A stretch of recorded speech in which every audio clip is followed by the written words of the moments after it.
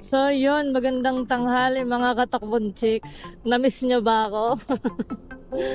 So yun, ako namiss ko kayo at namiss ko syempre mag-rides. Grabe, isang buwan tayong walang biyahe kasi medyo naging conflict sa work yung pagbablog ko o yung rides ko. Sobrang conflict kasi yung naging duty ko is puro panggabi. So mahirap yon. Mahirap pong mag-rides ng puyat. Kaya mas pinili kong magpahinga tapos pamper day na lang. Although sumusundot-sundot ng rides pero malapit lang kaya hindi na natin binablog. So ito back to ano na tayo, back on track. Bali, papunta tayo na ngayon ng Tagaytay. So, good luck sa atin. Sa napakainit na panahon. Pero syempre, pagdating mo doon, napakalamig na.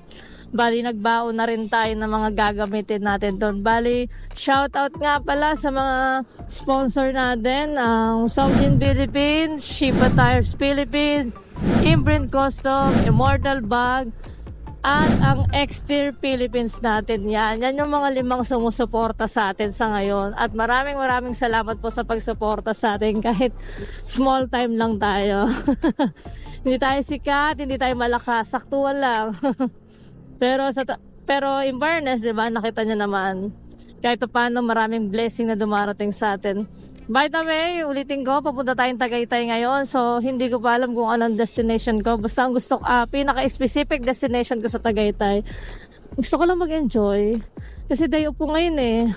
Gusto ko lang i-spend yung oras ko sa mga gawain na gusto ko. Tulad nito. Tapos, pero ang pinaka-siguradong gagawin ko doon is magsasamgyup. Kasi namiss ko magsamgyup. So, yon, ride safe sa ating lahat. Service Road, Babikutan. So yan mga katabon, chicks, Muntinlupa na tayo. 1 hour and 20 minutes, Tagaytay na. Cavite. Medyo lumuluwag na yung daan. Kanina sa San Pedro, grabe sa Alabang, sobrang traffic kahit alas 12 na. Ngayon sa Cavite medyo maluwag na. Padasman na to, sigurado ako doon. Tagaytay lang yung punta ko. Hindi ko alam kung saan na ako iniikot ng Google Map. Ito, natatanaw natin yung Calax. Diba? Tapos ngayon nasa ano tayo, pa Santa Rosa, Tagaytay tayo. Well, malapit lang naman. Still 2 hours. Pero yung daan kasi hindi ko masyadong gusto. Unlike dun pag sa Dasma ka, dire-diretso na lang, di ba? Dito, kung saan ako dinaan. Gusto ko lang pumunta ng Tagaytay. Ito, ang ganda dito, oh. Kaya medyo naguguluhan ako. Pero yung biyahe natin, ganun pa rin naman. Parang biyahe ko lang din sa mga naunang biyahe ko, papuntang Tagaytay. Ngayon kasi kakaiba, kung saan niya tayo dinadaan. May Makitid, may highway, ano ba? Diba? Nakakagulo. Tingin ko mali ako dun sa pagkanan ko. Dapat dumiretso na ako kanina eh. So, yun lang. In-update ko lang kayo. 30 minutes lang. 30 minutes na lang. Nandun na tayo sa Tagaytay. Ay, grabe mga katakbon chicks. Ang ganda dito sa dinadaanan ko. Lawak oh. Totoo lang, mas gusto ko yung ganitong daan, yung maraming puno, yung nakakahinga ka. Kaya sa kanina dinaan ako sa San Pedro. Grabe, ang sobrang traffic. Tapos tumutulo na talaga yung pawis ko sa likod.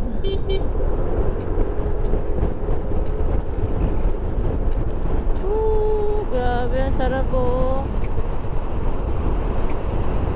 Ay, ano ba to? Ano ba tong lugar na to? Hindi ko talaga alam, promise.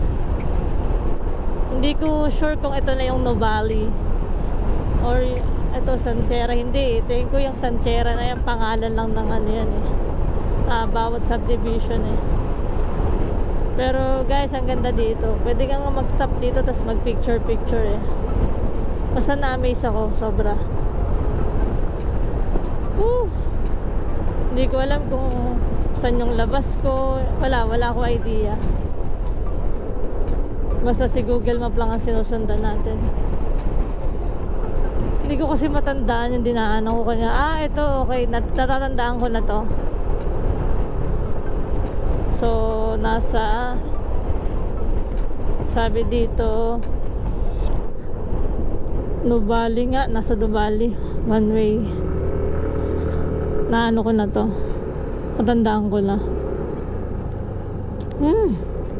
Nanunuyot na yung lalamunan ko. My God.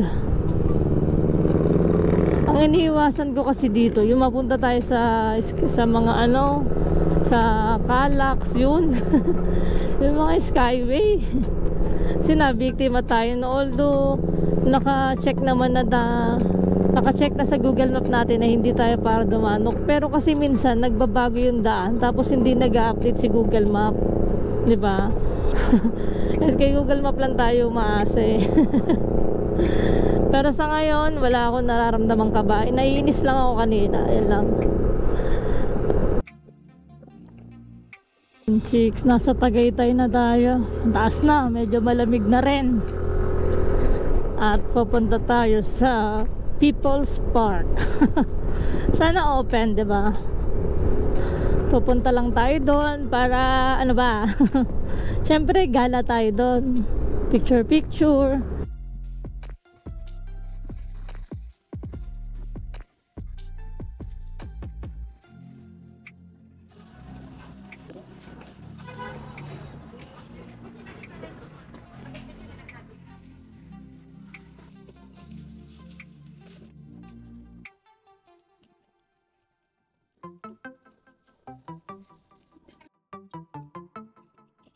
So yun, nandito na tayo sa People's Park.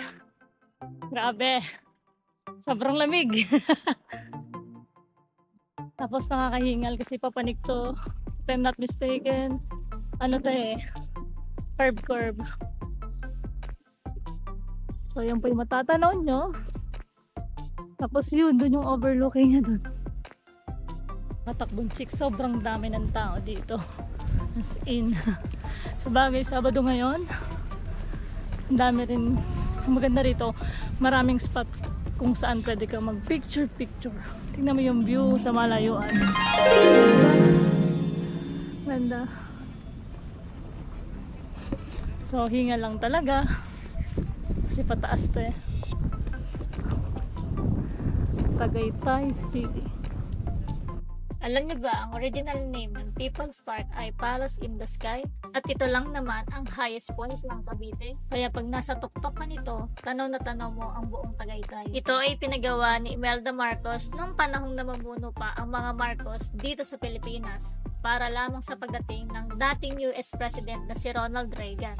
Sa kasamaang palad ay hindi natuloy. Kaya kung mapapansin nyo, mukhang hindi pa tapos ang lugar na ito. Dahil hindi pa naman talaga. So ayun mga katamo jigs, lakad pa rin. By the way, masyado kasi itong mataas. Masyadong mahaba yung lakaran. Pero meron ditong mga jeep yan. Nagsasakay sila sa panek at pababa. Pero hindi ko pa alam kung magkano kasi hindi ko pa sila na-try. Bala ko pagbaba, mag-jeep na tayo. Nakahinga. Kasi patirik talaga yung ano dito, yung daan. Pero ang ganda, tas malamig naman eh. Kaya hindi, kahit pa paano hindi ka makakaramdam ng konting inis. Oh. Tulad yan, nagsibabaan na sila. Natin sila ng jeep papanik.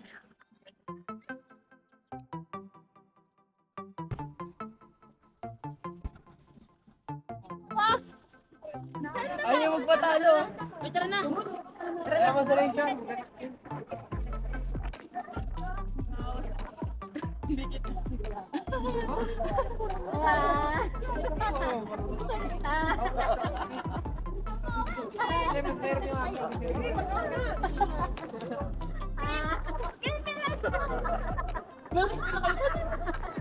pinapalap namin. Ito letter R. Rep magnet, t-shirt, mug, wallet, at iba pa. Yan ang mga pangunahing souvenirs na makikita mo dito sa People's Park. Kung mag-ala lang pumanik dito nang walang tubig dahil marami kang mabibilan dito dahil hindi lang naman isang tindahan ang meron dito. Pwede ka rin kumain dito, basta dalhin mo lang ang basura. So ito mga katakong chicks, ang ganda ng hagdan na to. Pang Instagram po. Sorry po.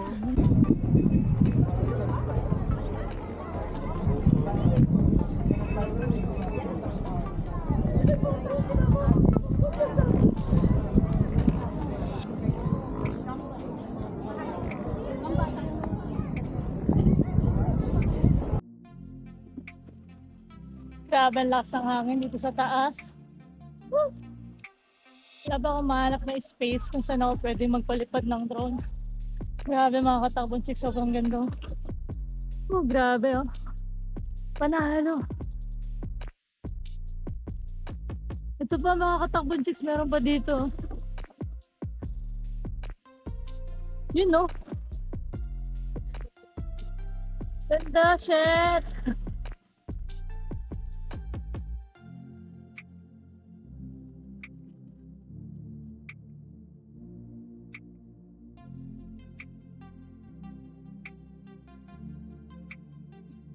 Grabe. Tapos kitang-kita rito yung Taal.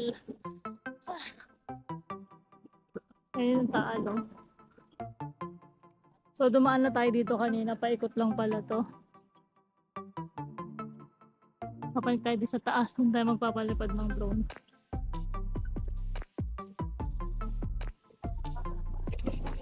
So, ayun mga katakbong chicks. Hindi tayo nakapag-drone kasi sobrang lakas ng hangin. Nawawala ng signal yung drone natin. Hindi ko alam kung may problema yung drone o natatakot na akong bali pa rin siya. So, nahirapan kasi ako dito sa People's Park na maghanap ng open field. Yung tipong wala talagang sasabitan ng drone. Kung sakaling wala ng signal, iba-back home natin. Kung kahit lumagpas siya, okay lang. Ang problema kasi pag lumagpas, pwede siyang sumabit sa puno, sa mga poste, kaya hindi ko may sugal. So, ayun. Sa ngayon, ang ganda na nakikita ko. Andito tayo sa tindahan ng mga souvenir yan. Dito sa pagpanik ng People's Park yan.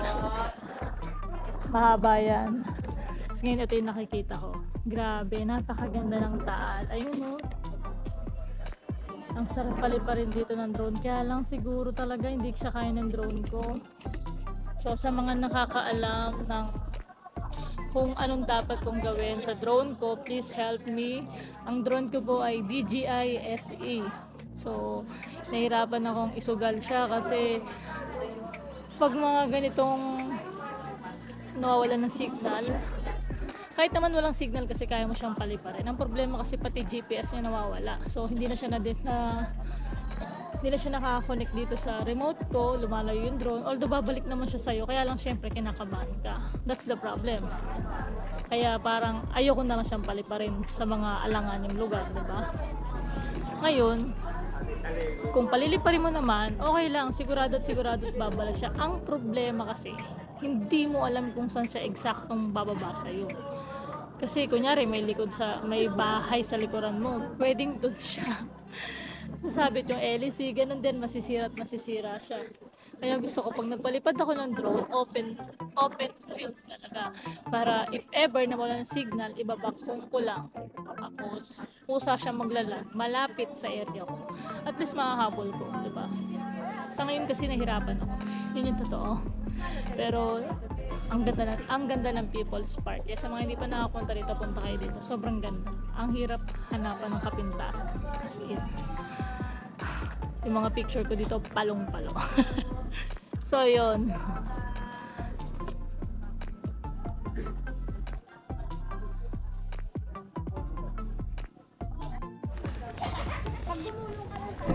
So, yung mga takbong chicks, pababa na tayo. Dumadaming tao habang gumagabi. Makita mo yung fog.